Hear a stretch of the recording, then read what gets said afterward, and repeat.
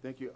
One of the things that we've talked about a lot is green jobs, but I think there's a little bit of difference of opinion as to what really constitutes a green job. Maybe if you could explain where you see green jobs and what you would look at as being a green job in our new economy. Well, again, not to pick on the Liberty Diversified since they're sitting in front of me, but I take a very expansive view of what a green job is. That if you're engaged in an activity that improves the energy efficiency or moves us toward energy sources that are more environmentally friendly, then you're engaged in a green job. And that covers the waterfront. I think we make a mistake in focusing on, say, well, a green job is somebody who's making parts for wind turbines. That's a green job.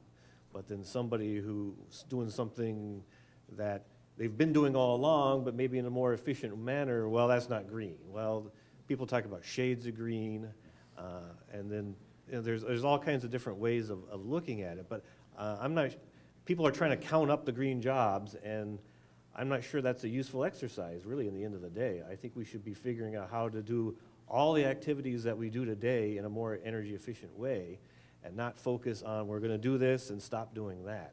That might have been a little too vague as an answer, but I take a very expansive view and not try to put things in categories, but find ways that no matter what it is we're doing, we can do it greener, cleaner. I think we have exact agreement on this point. I would use the example of the one that Bill cited, development of wind power. It's not just those people that are constructing and installing a new wind turbine on site. It's all the ancillary services that go with providing that sort of a power. You've got people building transmission lines to connect those wind turbines to the grid. You've got attorneys who are writing the deals between the developers and the power agencies. There's a whole supply chain associated with developing these technologies, and certainly within those supply chains, probably not 100% of every person's job involved is a green job or would be categorized that way, but increasingly jobs are greening over time as these technologies take off. So how do we deal with the short-term increased cost of energy in what I kind of call the green energy, the wind and the ethanol and et cetera, over the carbon-based fuels when we're in a market-based economy? We've got a manufacturer that wants to buy electricity and to produce a product that is relatively competitive in the marketplace. They're driven to buy the cheapest electricity they can get, but that's not necessarily the most environmentally friendly. How do we deal with that those competing interests?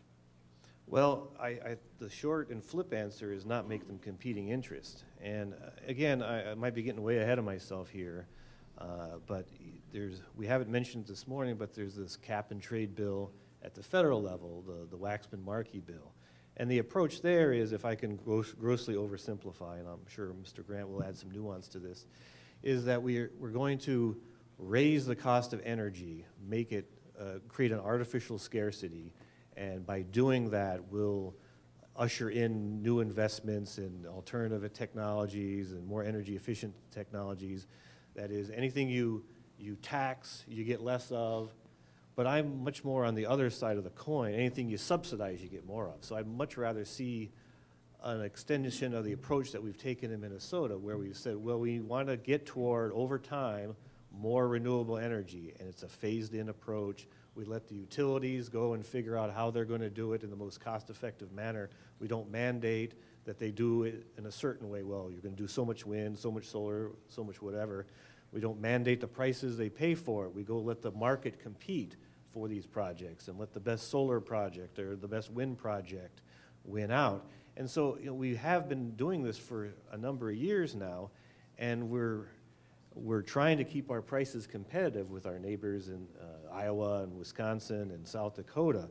So what we like to see is a phased-in approach where we're making much more use of subsidies and positive incentives and a lot less of the outright taxes and restrictions and cutbacks. And I think that way we can make this transition. It's painless, probably isn't possible, but much less painless than the shock therapy approach where we're going to jack up energy prices and that's going to usher in this new green age. I guess I would take some exception with the premise of the question. I think the truth is, if you take a really hard look at future energy supplies, regardless of the source, the price of energy is going up. And it is going to go up whether we invest in fossil energy or in renewable technologies or some combination thereof.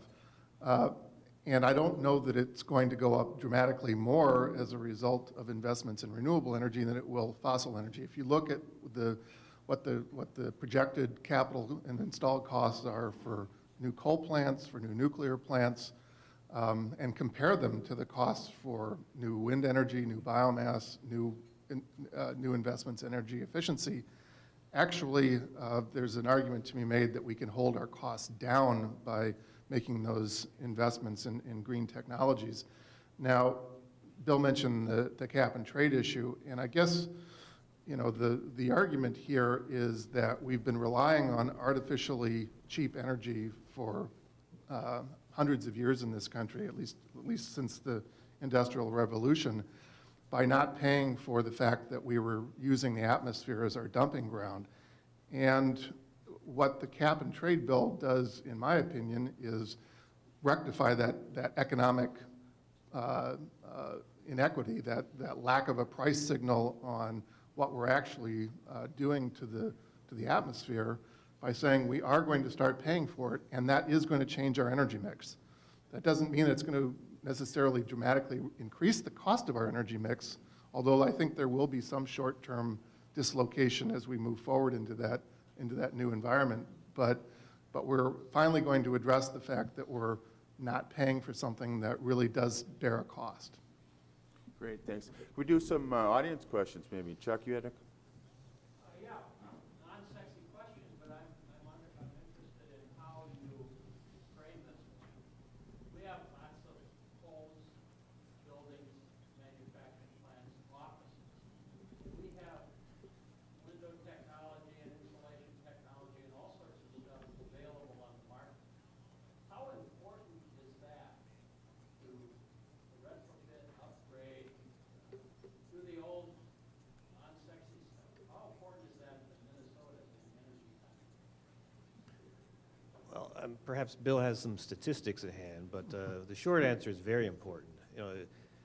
What gets lost in a lot of these discussions is, oh, we're going to do wind or we're going to do coal or whatever it's going to do. But I think we should understand that the energy mix we have today is pretty much the same mix we're going to have 20 years from now.